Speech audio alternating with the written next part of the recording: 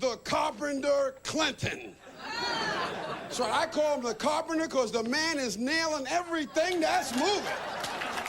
I've always loved that nickname of yours, Joe Willie Namath. Makes him sound like one of us. And Joe's The price of success, Jimmy Walker's fall in good times.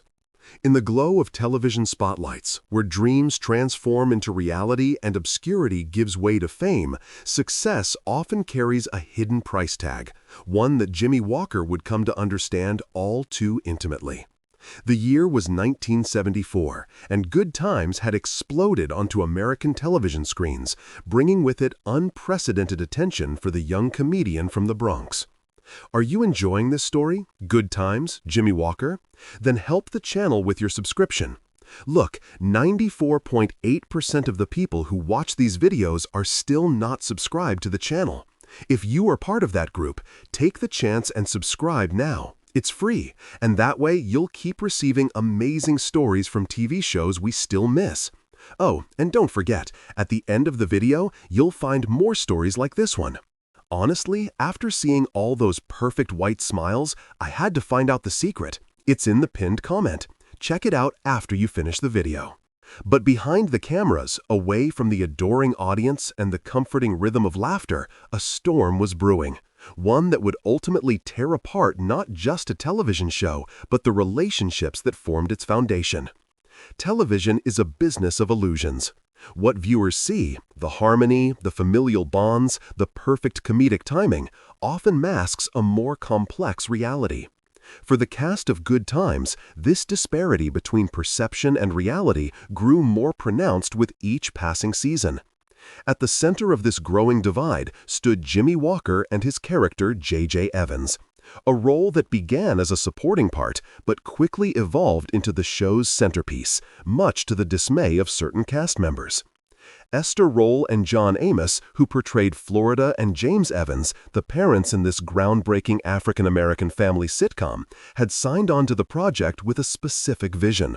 For them, Good Times represented a rare opportunity to portray a dignified, hard-working black family struggling against economic hardship but maintaining their integrity and unity. It was a chance to counter the negative stereotypes that had long plagued black representation in American media, a responsibility they didn't take lightly. But television follows its own rules. Chief among them, give the audience what they want. And what the audience wanted, undeniably, was more JJ. With his exaggerated expressions, physical comedy, and the catchphrase that echoed across playgrounds nationwide, "Dynamite!" J.J. Evans became the breakout star of Good Times. Network executives, recognizing a golden opportunity, began shifting the show's focus, gradually transforming what was conceived as a thoughtful family drama with comedic elements into what critics would later describe as the J.J. Show. For Jimmy Walker, this meteoric rise brought a whirlwind of opportunities. Magazine covers, talk show appearances, merchandise deals, and a level of recognition that few actors achieve in their entire careers, let alone in their first major role. But with this spotlight came isolation. As JJ's prominence grew, tensions within the cast escalated.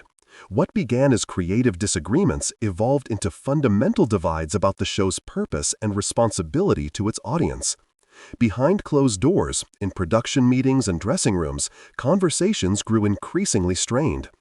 Esther Rolle, a classically trained actress with deep convictions about positive representation, voiced her concerns about JJ's characterization. In her view, the character had devolved into a caricature, the very stereotype she had hoped the show would challenge. His poor academic performance, outlandish schemes to make money, and exaggerated mannerisms seemed to reinforce negative perceptions rather than combat them. John Amos, equally committed to meaningful representation, shared these concerns. For both actors, Good Times wasn't just another job. It was a platform with the potential to shift perceptions and open doors for future generations of black performers and creators. To see that potential narrowed to focus on what they perceived as regressive comedy felt like a betrayal of the show's initial promise. For Jimmy Walker, caught between his own meteoric success and the disapproval of his colleagues, the situation created an impossible dilemma. A young comedian suddenly thrust into stardom, he found himself torn between loyalty to his craft, the comedy that had lifted him from obscurity, and respect for his more experienced co-stars and their concerns. The very talents that had opened doors for him, his physical comedy, his timing, his ability to connect with audiences, now became sources of tension. Production days, once characterized by the collaborative energy that defines the best television sets, became increasingly fractured. Cast members retreated to their dressing rooms between scenes. Group script readings were marked by terse comments and uncomfortable silences. The chemistry that had made the Evans family feel real to millions of viewers was eroding behind the scenes, even as JJ's popularity soared. By the third season, these tensions reached a breaking point. In a move that shocked both the industry and viewers, John Amos departed from the show. The official explanation cited creative differences, but industry insiders knew the truth was more complex. Amos had become increasingly vocal about the direction of the show, particularly regarding JJ's characterization, leading to confrontations with producers that ultimately resulted in his dismissal. For the audience, the departure was explained through a storyline in which James Evans died in a car accident, leaving the Evans family to soldier on without him. But for the cast, the absence of Amos represented something more profound. A visible crack in the foundation, a sign that the internal conflicts had reached a point of no return. Esther Roll, while remaining with the show, continued to advocate for changes. In a bold move that demonstrated her principles, she temporarily left the series after the fourth season, agreeing to return only after receiving assurances that JJ's character would show more growth and maturity.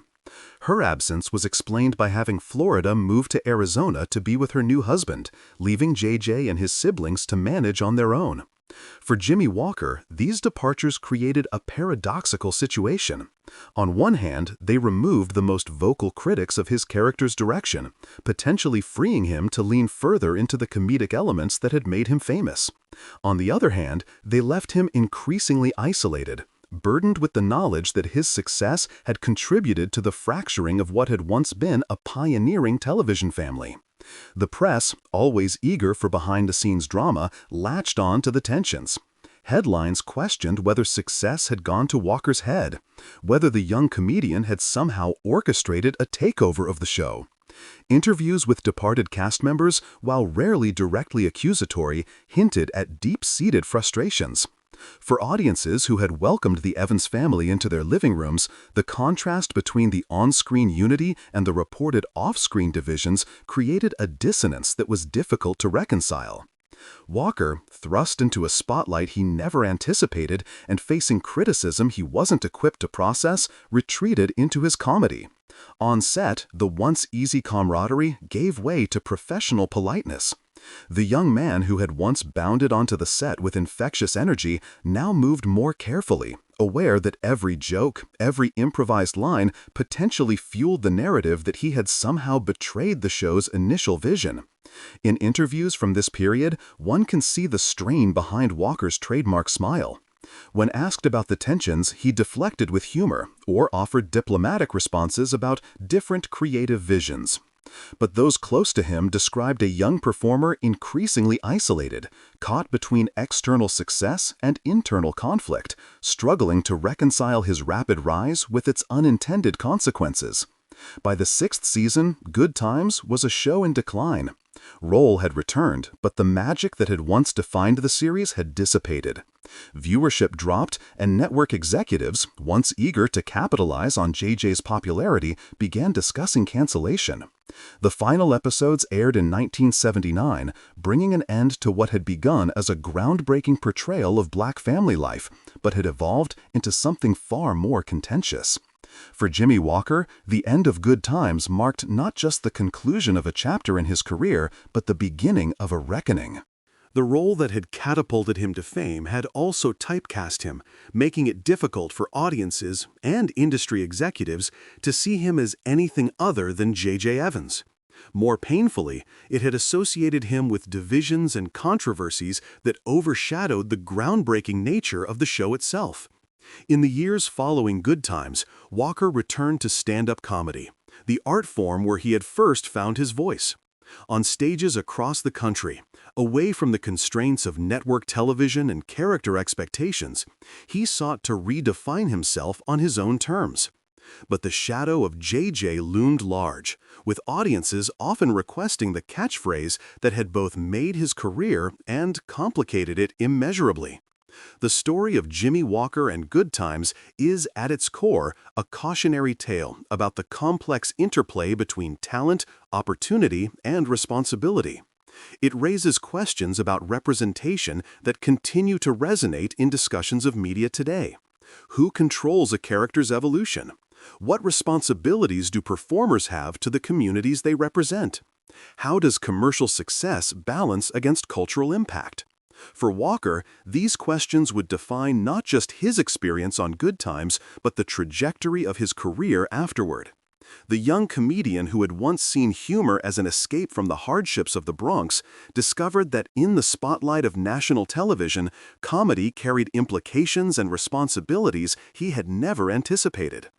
Today, looking back on Good Times with the perspective that only time can provide, the conflicts that once seemed so insurmountable appear as part of a larger narrative about representation and identity in American media. The tensions between Walker, Roll, and Amos weren't simply personal disagreements, but reflections of broader societal conversations about how Black Americans should be portrayed on screen during a pivotal period in television history. For Jimmy Walker specifically, the legacy is mixed. The role of J.J. Evans brought him fame and opportunity, opening doors that might otherwise have remained closed to a young performer from the Bronx. But it also brought isolation and conflict, associating him with controversies that overshadowed his genuine talent and work ethic.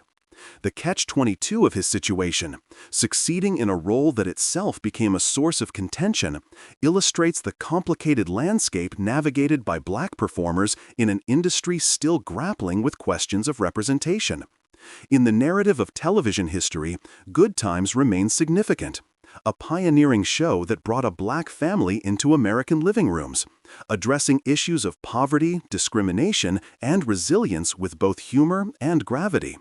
But beneath that narrative lies another story, one of creative conflicts and personal costs, of principles standing against commercial pressures, of a young performer caught in the crossfire of evolving expectations. This is the story of Jimmy Walker, not just as the comedian who made millions laugh with a signature phrase, but as an artist divided, navigating the treacherous waters where personal ambition meets collective responsibility, where the spotlight illuminates success while casting shadows on relationships left in its wake. It's a story that reminds us that in the business of entertainment, what audiences see is often just the surface of a much deeper, more complex reality. One where the price of success can be measured not just in opportunities gained, but in connections lost. Are you enjoying this story?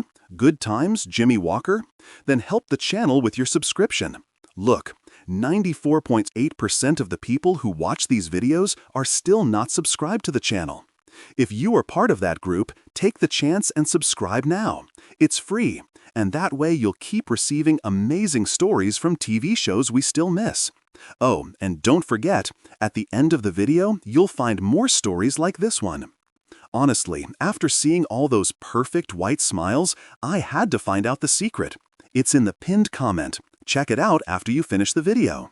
As the studio lights dimmed on the Good Times set for the final time in 1979, they marked not just the end of a television series, but the conclusion of a chapter in Walker's life. One defined by extraordinary success and painful divisions, by laughter that echoed across America and silences that resonated behind closed doors. What remained was a legacy as complex as the man himself, a performer whose talents brought joy to millions even as they sparked controversies that would follow him long after the cameras stopped rolling. In the end, perhaps the most poignant aspect of Jimmy Walker's story is not how high he rose, but how isolated he became at the peak. A cautionary reminder that in the pursuit of success, what we gain in recognition, we sometimes lose in connection, and that fame, for all its allure, carries a price tag written in currency far more valuable than money: relationships, belonging, and the simple joy of creating something meaningful together.